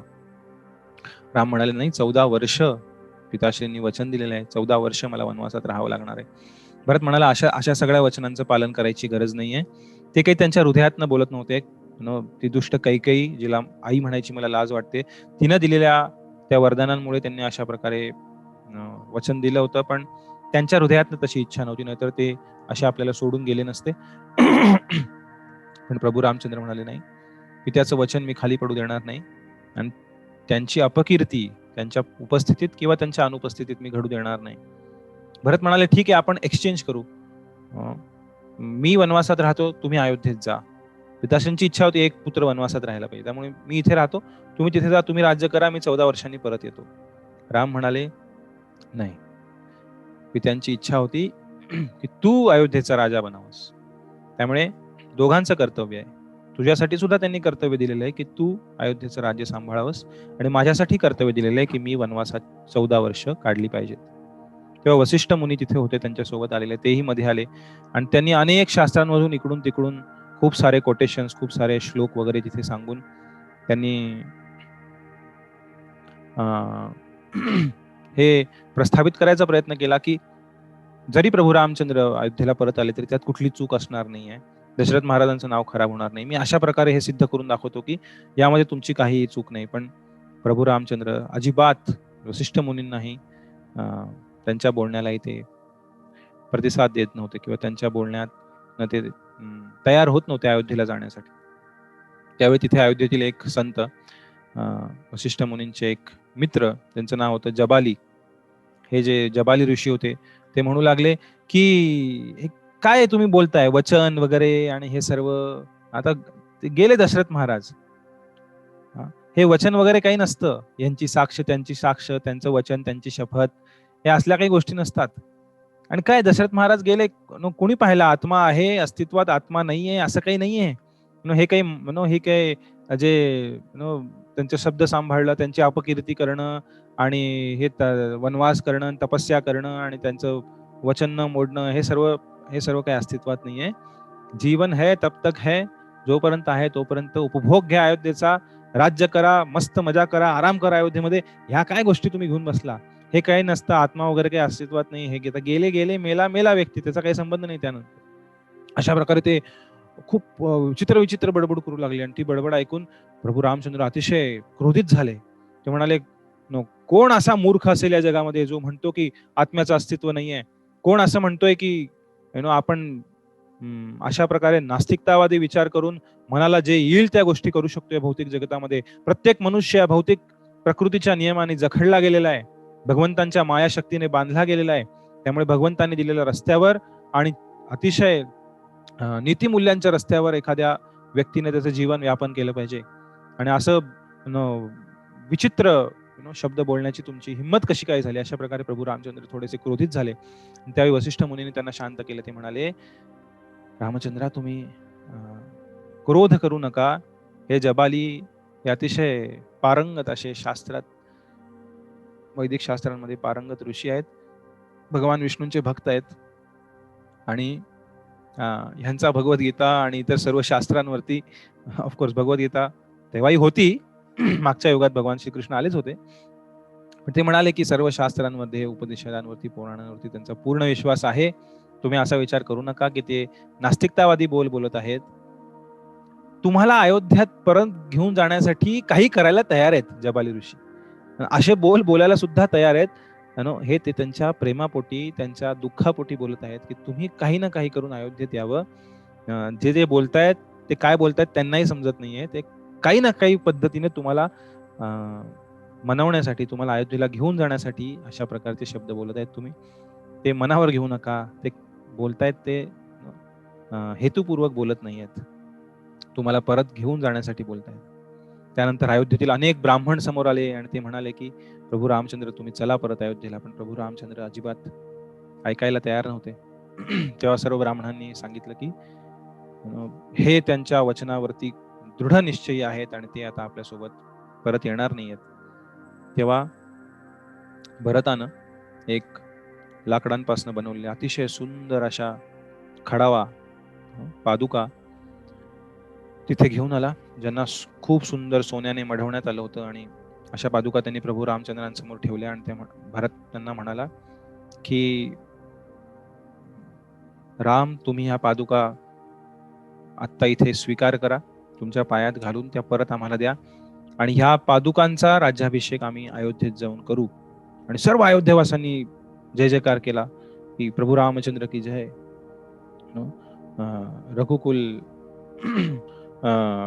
रघुकुल नंदन श्री राम की जय. अशा प्रकारे सर्व अयोध्यावासी खूप उत्साहाने भरत महाराजांनी जे इच्छा प्रभू रामचंद्रांसमोर प्रकट केली त्याला दुजोरा देऊ लागले. आणि मग भरत महाराजांनी त्या पादुका प्रभू रामचंद्रांच्या चरणात अर्पण करून त्या परत घेतल्या आणि म्हणाले, या पादुकांचा आम्ही राज्याभिषेक करू आणि मी तुमच्या वतीनं, या पादुकांच्या वतीनं अयोध्येचा राजकारभार सांभाळीन आणि मी सुद्धा तुमच्याच प्रमाणे तापसी वेशामध्ये माझ्या केसांच्या जटा बनवून मी माझं जीवन व्यापन करेल. मी सुद्धा कंदमुळं, फळं खाईन आणि मी सुद्धा जमिनीवर झोपेन. मी अयोध्येच्या जे राज्य सुख आहे त्याचा स्वीकार करणार नाही. माझ्या सर्व जबाबदाऱ्या पार पाडेन, पण मी अयोध्येच्या राजासाठी म्हणून ज्या सुखसोयी, समृद्धी, ज्या काही सुविधा आहेत त्यांचा स्वीकार करणार नाही. अशा प्रकारे भरत 14 वर्ष अयोध्येच्या नगरीच्या बाहेर नंदीग्राम एक ठिकाण आहे, तिथे पर्णकुटी बांधून भगवान श्रीरामचंद्रांसारखं आणि त्या पादुकांना अयोध्येमध्ये राजसिंहासनावर ठेवून तिथे राहिले. आणि प्रभू रामचंद्र आणि सीता जर जमिनीवर झोपत असतील तर मी जमिनीच्या खाली झोपेन असं म्हणून त्यांनी जमिनीत खड्डा खणला आणि त्या खड्ड्याच्या आत जाऊन झोपायचे भरत महाराज. आणि प्रभू रामचंद्र जर फळं आणि कंदमुळं खात असतील तर काही ठिकाणी म्हटलेलं आहे तेही फळं आणि कंदमुळं खात होते 14 वर्ष, पण काही ठिकाणी म्हटलेलं आहे की बार्ली, जी राळा म्हणतात किंवा जे मिलेट्स, जे धान्य असतं अतिशय क्षुद्र प्रकारचं, ज्याला क्षुद्र धान्य सुद्धा म्हणतात, असे राळे हे गोमूत्रामध्ये भिजवून फक्त तेच अन्न भरत महाराजांनी 14 वर्ष ग्रहण केलं. आणि अशा प्रकारे प्रभू रामचंद्रांपेक्षाही अतिशय कडक तापसी जीवन भरत महाराज 14 वर्ष जगत होते.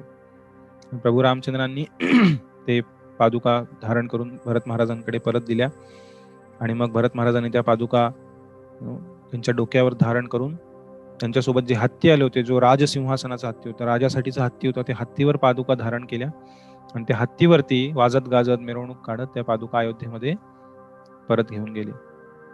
त्यानंतर त्यांनी अतिशय जबाबदारीने 14 वर्ष अयोध्येचं राज्य अतिशय कडक अशा तापसी जीवन व्यापन करत इथे घडवून आणलं.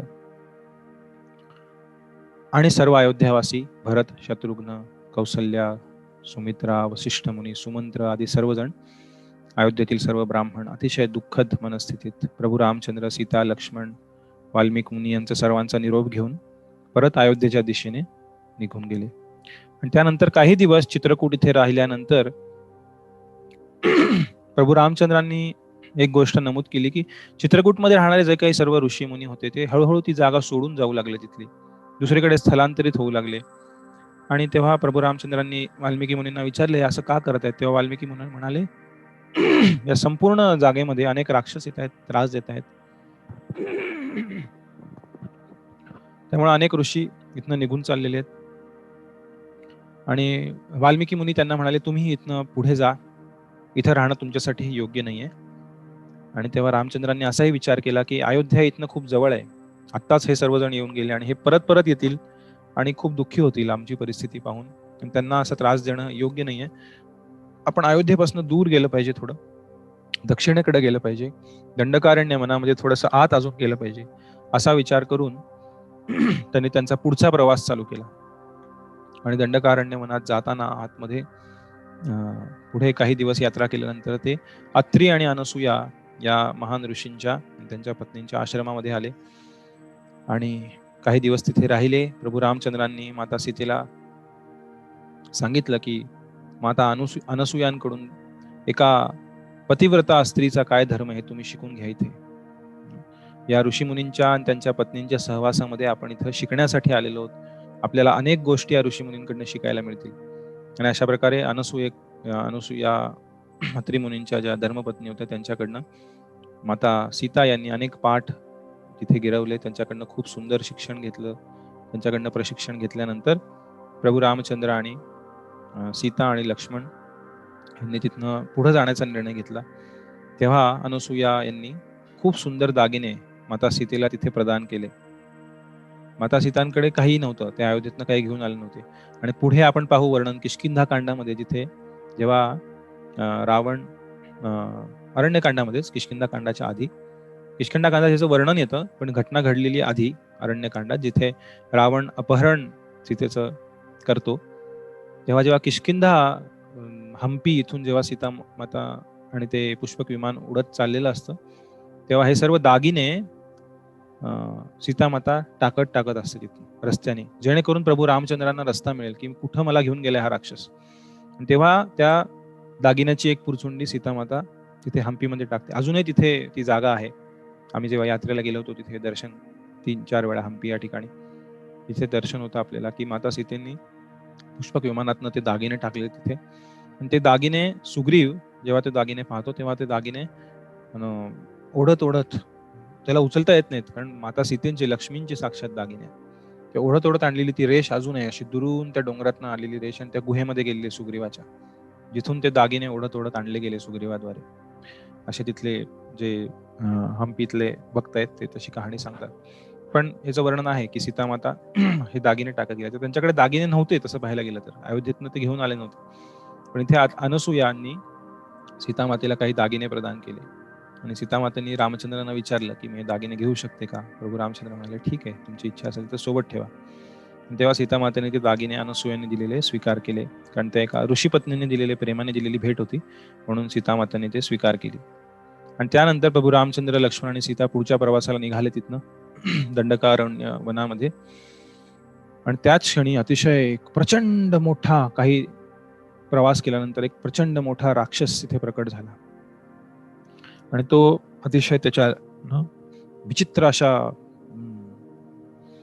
रूपामध्ये, अतिशय भीषण भयावह असं रूप, लाल डोळे, प्रचंड त्याचं शरीर, आणि अतिशय गंभीर आणि धीर गंभीर आणि क्रूर असा आवाज. आणि तो बोलू लागला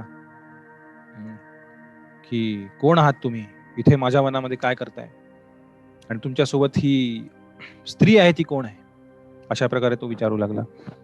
तेव्हा बोलत तो म्हणाला की मला ही स्त्री खूप आवडलेली आहे आणि आता मला या स्त्री सोबत भोग करायचा आहे. मी हिचा स्वीकार करतो माझी पत्नी म्हणून, आणि मी तुम्हाला दोघांना कच्चा खाऊन टाकू शकतो, पण मला तुमच्या दोघांवर आता खूप दया आलेली आहे, त्यामुळे मी तुम्हाला इथून जाण्याची परवानगी देतो. माझं नाव आहे विरध, विरध राक्षस असं माझं नाव आहे, आणि या वनामध्ये राहतो, आणि मी तुम्हाला परवानगी देतोय की तुम्ही तुमचं जीवन रक्षणासाठी इथनं पळून जा. आणि असं म्हणून त्याने माता सीतेला पकडलं एका हातामध्ये, त्या विरध राक्षसाने. आणि तेव्हा माता सीता आक्रोश करू लागल्या. ते म्हणाले, राम राम, मला वाचवा. त्यानंतर प्रभू रामचंद्र आणि लक्ष्मणांनी त्यांचं धनुष्य बाण काढले आणि त्या विरध राक्षसाच्या छातीमध्ये अनेक बाण चालवले, अनेक बाण मारले. अनेक बाण मारूनही तो राक्षस काही मरत नव्हता, पण त्या वेदनेने त्याने सीतेला सोडून दिलं.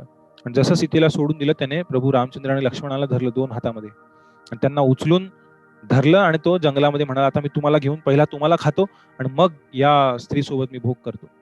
असं म्हणून तो वनामध्ये घेऊन चालला. तेव्हा माता सीता खूप आक्रोश करत रडायला लागल्या, स्वामी तुम्हाला कुठे घेऊन चाललाय हा, वाचवा वाचवा. अशा प्रकारे माता सीता खूप मोठ्याने आक्रोश करू लागले. आणि माता सीतांची परिस्थिती पाहून रामचंद्र लक्ष्मण म्हणाले, लक्ष्मण खूप झालं, काढ तलवार. दोघांनी त्यांची तलवार काढली कमरेची, आणि त्या राक्षसाचे दोन्ही हात छाटले. दोन्ही हात छाटले तरी तो राक्षस परत त्यांच्यावरती आक्रमण करू लागला. आणि मग प्रभू रामचंद्र आणि लक्ष्मणांनी अनेक बाण त्या राक्षसावरती चालवले, हजारो हजारो बाण त्याच्यावरती चालवले, तरी तो राक्षस मरत नव्हता. आणि हे त्यांना समजत नव्हते, हे काय होतंय. तेव्हा प्रभू रामचंद्र म्हणाले की काही राक्षसांना वरदान आहे की त्यांना जोपर्यंत गाडलं जाणार नाही तोपर्यंत ते मरू शकत नाहीत. हे लक्ष्मण, मोठा खड्डा खणला, आपण गाडून टाकू. जेव्हा त्या विरध राक्षसाने ते ऐकलं, तो खूप खुश झाला. तो म्हणाला, वाह.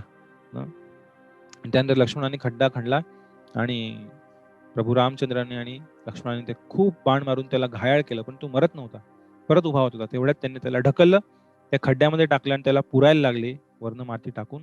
तेव्हा तो विरध म्हणाला, थांबा थांबा, तुम्ही मला पुरा, मी त्याच्यासाठीच वाट पाहत होतो, तुम्ही कधी याल आणि मला पुराल. पण त्याआधी माझे शब्द ऐका. मी तुमचे मनापासून धन्यवाद देतो, तुमची कृपा झालेली माझ्यावरती, कारण मी मागच्या जन्मी एक गंधर्व होतो. मी मनुष्य नव्हतो, राक्षसही नव्हतो, मी गंधर्व होतो.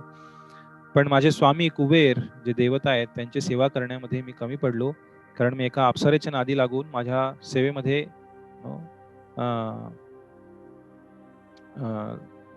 माझ्या सेवेमध्ये कमी पडलो होतो, आणि काही चुका झाल्यामुळे त्याच्यामुळे कुबेरानं मला शिक्षा दिली होती की तू एक राक्षसाचं शरीर धारण करशील. आणि मी जेव्हा माफी मागितली तेव्हा ते म्हणाले की साक्षात भगवंत येऊन तुझा उद्धार करतील आणि तुला पुरून तुला या राक्षसी शरीरातनं बाहेर काढतील. असं म्हणून त्याने त्यांचे धन्यवाद करून प्रभू रामचंद्रांना नमस्कार केला, आणि त्याने त्यांना पुरलं. तेव्हा तो त्यांच्या गंधर्व रूपात तिथे प्रकट झाला, आणि प्रभू रामचंद्रांना नमस्कार करून गंधर्व लोकाला परत निघून गेला. आणि त्यावेळी जाताना तो म्हणाला की इथून पुढे तुम्ही जा, तुम्हाला शरभंग ऋषी मिळतील, आणि शरभंग ऋषी तुमची वाट पाहत आहेत पुढं याच वनामध्ये. प्रभू रामचंद्र पुढे प्रवासाला निघाले तेव्हा त्यांनी काही अंतर गेल्यानंतर त्यांना शरभंग ऋषींचा आश्रम दिसला, अतिशय सुंदर आश्रम त्या वनामध्ये. आणि त्या आश्रमाच्या बाहेर प्रभू रामचंद्रांनी लक्ष्मणाला दाखवलं, सीतेला दाखवलं, ते पहा इंद्राचं विमान, इंद्राचा रथ जो स्वर्गलोकात इथं प्रकट झालेला आहे. लक्ष्मण म्हणला, इंद्राचा रथ इथे काय करतोय. ते पुढे गेल्यानंतर शरभंग ऋषी तिथे वाट पाहत उभे होते प्रभू रामचंद्रांची. ते म्हणाले, हे प्रभू तुम्ही प्रकट झालात, तुम्ही आलात, मी अनेक वर्ष तुमची वाट पाहत आहे. असं म्हणून शरभंग ऋषी प्रभू रामचंद्रांना नतमस्तक झाले. प्रभू रामचंद्रांनी त्यांना नमस्कार केला, त्यांचे आशीर्वाद घेतले. आणि शरभंग ऋषी म्हणाले, मी खूप तपस्या केली आणि मला घेण्यासाठी हे इंद्रलोकांचं विमान आलेलं आहे, इंद्रलोकांचा रथ आलेला आहे, आणि ते मला बोलवत आहेत अनेक वर्षांपासून हा रथ इथे थांबलेला आहे माझ्यासाठी. पण माझी इच्छा नाही आहे की या इंद्रलोकामध्ये जाण्याची, आणि मी या रथामध्ये त्यामुळे कधीच चढलो नाही. आणि मला माहिती होतं की तुम्ही पृथ्वीवरती प्रकट होणार आहात आणि तुम्ही या वनामध्ये येणार आहात, हे मी जाणून होतो. मी अनेक ऋषींकडनं हे ऐकलं होतं. त्यामुळे मला तुमचं दर्शन घेतल्याविना या ठिकाणाहून हलायचं नव्हतं, म्हणून इथेच थांबलो होतो. आणि प्रभू रामचंद्रांनी त्यांना आशीर्वाद दिले आणि म्हणाले, आता तुम्हाला इंद्रलोकात जायची गरज नाहीये, मी तुमचा स्वीकार केलेला आहे, आणि आता तुम्ही इथून हे भौतिक जगत सोडून, इंद्रलोक सुद्धा या भौतिक जगताचा एक भाग आहे. वरील 6 जे हे भूलोक आहे, भू नंतर भुवर लोक, त्यानंतर स्वर्गलोक, जनलोक, तपलोक, महरलोक आणि ब्रह्मलोक किंवा सत्यलोक, हे वरती 6 आहेत. आणि खाली 7, अतल, वितल, सुतल, तलातल, रसातल, महातळ आणि पाताळ. खाली 7, वरती 6 आणि आपला मधला, असे 14 लोक आहेत त्यातला आपल्या वरच्याचा वरचा हा स्वर्ग लोक आहे, जिथे इंद्र राहतो, जिथे खूप सुख आहे. पण क्षीणे पुण्ये मर्त्य लोकम विशंती, तिथलं सुख संपल्यानंतर, पुण्य संपल्यानंतर, पुण्याची जी आपली जी पुंजी आहे, ते तम भुंक्त्वा स्वर्गलोकम विशालम क्षीणे पुण्ये मर्त्य लोकम विशंती. श्रीकृष्ण भगवद्गीतेत सांगतात, ते तम भुंक्त्वा स्वर्गलोकम विशालम, अतिशय विशाल, अतिशय सुखसोयींनी भरभराटीला आलेला असं स्वर्गलोकाचा उपभोग करून क्षीणे पुण्ये, पुण्य क्षीण झालं की मर्त्य लोकम विशंती, पुन्हा या भौतिक जग, पुन्हा या मर्त्य लोकामध्ये परत येतात. कारण इंद्रलोक सुद्धा हा स्वर्गलोक सुद्धा भौतिक जगाचा भाग आहे. आब्रह्म भुवनालोका पुनरावर्तिनो अर्जुना. भगवद्गीतेत भगवान श्रीकृष्ण सांगतात की आब्रह्म भुवनालोका, ब्रह्म लोकांपासून पाताळ लोकापर्यंत आणि त्याच्या खाली असलेले जे नरक, 26 नरकाचे जे प्लॅनेट्स आहेत, जे लोक आहेत, त्या सर्व ठिकाणी पुनरावर्तिनो अर्जुन, पुनरावर्ती, पुनरपि जननम पुनरपि मरणम पुनरपि जननी जठरे शयनम इह संसारे बहुदुस्तारे कृपया पारे पाहि मुरारे. हे चक्र या भौतिक जगतात सगळीकडे आहे. त्यामुळे शरभंग ऋषींसारखे बुद्धिमान ऋषी इंद्रलोकात जाण्यासाठी नकार दिला आणि प्रभू रामचंद्रांची वाट पाहत तिथे उभी होती. जशी शबरी, पुढे आपण पाहू किष्किंधा वनामध्ये शबरी ही वाट पाहत होती, त्याप्रमाणे शरभंग ऋषी सुद्धा प्रभू रामचंद्रांची वाट पाहत होते. आणि प्रभू रामचंद्रांच्या आशीर्वादाने शरभंग ऋषी तिथनं भगवंतांच्या नित्यधाम वैकुंठ लोकात परत गेले. जाताना ते म्हणाले त्यांना की तुम्ही ह्याच्या पुढे जाऊन एक सुतीक्ष्ण नावाचे ऋषी आहेत पुढे, त्यांना तुम्ही जाऊन भेटा आणि तिथे तुम्हाला तुमच्या पुढच्या प्रवासासाठी ते मार्गदर्शन करतील. तिथनं प्रभू रामचंद्र पुढच्या प्रवासाला गेले, शरभंग ऋषींचा उद्धार करून सुतीक्ष्ण ऋषींना भेटले. आणि सुतीक्ष्ण ऋषी प्रभू रामचंद्रांना सांगू लागले की या ठिकाणी हजारो हजारो हजारो ऋषी राहायचे, पण इथल्या सर्व राक्षसांनी, खूप जे रावणाच्या अधिपत्याखाली कार्य करतात, त्या सर्वांनी या वनामध्ये उच्छाद मांडलेला आहे. अनेक ऋषींना कच्च मारलेलं आहे, खाल्लेलं आहे कच्च, त्यांची सर्व हाडं, त्यांचं मांस, रक्त ह्याच्यानी हे सर्व वन अपवित्र झालेलं आहे त्यांच्या हत्यांद्वारे. आणि सर्व ऋषीमुनी या ठिकाणाहून पलायन करून निघून गेलेले आहेत. आजही तुम्हाला या वनामध्ये सगळीकडे या ऋषीमुनींची हाडं, त्यांचं रक्त सांडलेलं, या सर्व गोष्टी पाहायला मिळतील. त्यामुळे तुम्ही इथनं पुढे जा आणि तुम्ही अगस्त्य मुनींना भेटा आणि त्यांच्या सहवासात तुम्ही तिथे राहा. तेव्हा अगस्त्य मुनींना भेटण्यासाठी प्रभू रामचंद्र पुढे गेले आणि अगस्त्य मुनींना जाऊन त्यांनी दंडवत प्रणाम केला, त्यांना नमस्कार केला. आणि अगस्त्य मुनी अनेक वर्षांपासून त्या ठिकाणी राहत होते आणि तिथे त्यांनी खूप सुंदर लीला केल्या त्या वनामध्ये. अगस्त्य मुनींनी, अगस्त्य मुनींची एक कथा येते की त्या वनामध्ये असेच 2 राक्षस होते, ज्यांचं नाव होतं वातापी आणि बिल्वल. बिल्वल आणि वातापी. तर हा जो बिल्वल होता, दोघं भाऊ होते.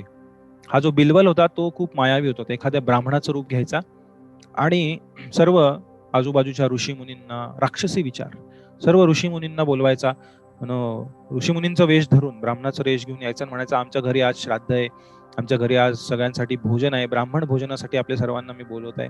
आणि अनेक अनेक ऋषीमुनींना घरी बोलवायचा, रोजचा त्यांचा कार्यक्रम असायचा. सर्व ऋषीमुनींना घरी बोलवायचा आणि बसवायचा, त्यांना आचमन, इदम इदम अर्घ्यम इदम पाद्यम वगैरे सर्व उपचार करून, त्यांना नमस्कार करून, त्यांची पूजा करून त्यांना बसवायचा एकदम आदरातिथ्यामध्ये, प्रेमाने एकदम. आणि मग त्याचा जो भाऊ होता वातापी, तोही एक मायावी राक्षस होता. आणि तो वातापी एका शेळीचं रूप घ्यायचा, बकऱ्याचं. आणि बकऱ्याचं रूप घेऊन जो बिल्वल होता, बिल्वल त्या वातापीला मारायचा. मायावी होता तो, मारायचा नाही, त्या बोकडाला मारायचा आणि त्याचं मांस शिजवायचा आणि त्या मांसाला अतिशय छान भोजनाप्रमाणे आकार देऊन, जसं काही एकदम श्राद्धाचं भोजन आहे अशा प्रकारे, जरी तो मांसाहार असला तरी त्याला अतिशय छान पद्धतीने सजवून वगैरे, कुणालाही समजून येणार नाही अशा पद्धतीत त्याचे विविध व्यंजन बनवून त्या ऋषीमुनींना मांस खाऊ घालायचा, जो बिल्वल होता तो. आणि सर्व ऋषीमुनींनी जेव्हा ते मांस खाल्लं वातापीचं, तेव्हा वातापी मायावी होता, तो जिवंत राहायचा त्या मांसामध्ये, तो कधी मारायचा नाही. आणि तेव्हा बिल्वल म्हणायचा, जसं ऋषीमुनींनी सर्व खाल्लं ते वातापीचं मांस, लगेच बिल्वल म्हणायचा वातापी वातापी बाहेर ये बाहेर ये. आणि लगेच जे काही अंश मांसाचे त्यांच्या आत गेले असतील त्या ऋषीमुनींच्या, तो वातापी त्या सर्व ऋषीमुनींचं पोट फाडून वेगवेगळ्या रूपांमध्ये त्या सर्व जणांच्या पोटामधनं फाडून बाहेर यायचा आणि परत वातापी एक बनवून तिथे तयार व्हायचा. आणि सर्व ऋषी मुनी तिथे अतिशय वेदनेने व्याकुळ होत त्यांच्या पोटातील सर्व आतडी बाहेर येऊन फाटून जाऊन पूर्णपणे तिथे मरण पत्करायचे. आणि मग त्या सर्वांना फेकून देऊन परत हे दोघं अतिशय क्रूर अशा आवेशामध्ये अनेक अनेक ऋषी मुनींना त्यांनी अशा प्रकारे मारलेलं त्या ठिकाणी, बिलवल आणि वातापीने. मग अगस्त्य मुनींकडे सर्व ऋषी आले आणि त्यांना कळवलं की असं असं झालेलं आहे. तेव्हा अगस्त्य मुनी म्हणाले, ठीक आहे, आज मी जातो जेवायला. आणि अगस्त्य मुनी त्या दिवशी त्यांच्याकडे आले जेवायला. आणि बिलवलने नेहमीप्रमाणे वातापीचं मांस शिजवलं आणि अगस्त्य मुनींना दिलं खाण्यासाठी. आणि अगस्त्य मुनींनी ते भोजन स्वीकार केलं. आणि जसं अगस्त्य मुनींनी सर्व खाल्लं, त्यानंतर बिलवल ओरडू लागला, वातापी वातापी बाहेर ये बाहेर ये. आणि अगस्त्य मुनी हसत त्या बिलवलकडे पाहू लागले. आणि मग बिलवल परत ओरडायला लागला, वातापी वातापी बाहेर ये बाहेर ये. आणि वातापी बाहेर येईच ना. आणि मग बिलवल खूप चिंतित झाला. आणि मग अगस्त्य मुनी म्हणाले, वातापी जीर्णो भवेत. माझ्या पोटातील जी जठराग्नी आहे, त्या जठराग्नी, दिव्य जठराग्नीद्वारे तुझा भाऊ वातापी जीर्ण झालेला आहे, आता त्याचं पचन झालेलं आहे पूर्णपणे. असं म्हणून अगस्त्य मुनींनी त्या बिलवलला म्हटलं, तो गेला, आता तुझा नंबर. आणि बिलवल खूप चिडला आणि तो आक्रमण करण्यासाठी अगस्त्य मुनींच्या अंगावर येऊ लागला. तेव्हा अगस्त्य मुनींनी त्यांच्या नजरेद्वारे फक्त त्या बिलवलवरती तीक्ष्ण नजरेचा मारा करून, अग्नी प्रकट करून त्या बिलवलचा तिथे पूर्णपणे विनाश केला, राख केली त्या बिलवलची. आणि अशा प्रकारे बिलवल आणि वातापी दोन राक्षसांचा वध अगस्त्य मुनी तिथे केला. सर्व ऋषी मुनी त्यांचा जय जयकार केला. तर अशा प्रकारे अगस्त्य मुनी त्या ऋषी मुनींचं संरक्षण करत त्या वनामध्ये राहत होते. तिथं आल्यानंतर प्रभू रामचंद्रांनी अगस्त्य मुनींना नमस्कार केला, त्यांचे आशीर्वाद घेतले. आणि अगस्त्य मुनींनी एक सुंदर धनुष्य, खूप शक्तिशाली दिव्य धनुष्य हे प्रभू रामचंद्रांना दिलं, जे इंद्रदेवाचं धनुष्य होतं. आणि प्रभू रामचंद्रांना म्हणाले की हे धनुष्य तुमच्या उपयोगी येईल तुमच्या प्रवासामध्ये, कारण इथे अनेक महाभयंकर असे राक्षस आहेत. आणि प्रभू रामचंद्रांनी त्यांना नमस्कार केला.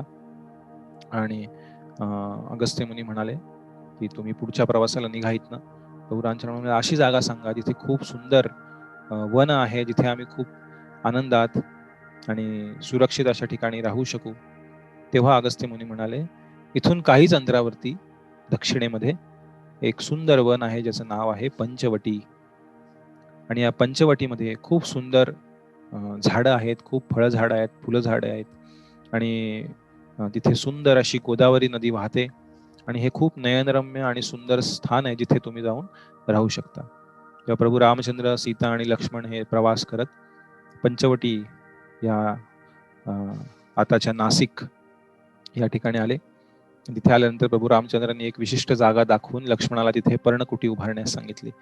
आणि लक्ष्मणाने अतिशय सुंदर पर्णकुटी, बांबू, गवत, तिथलीच माती आणि अशा सर्व गोष्टींचा वापर करून सुंदर पर्णकुटी प्रभू रामचंद्र आणि माता सीतेसाठी बनवली.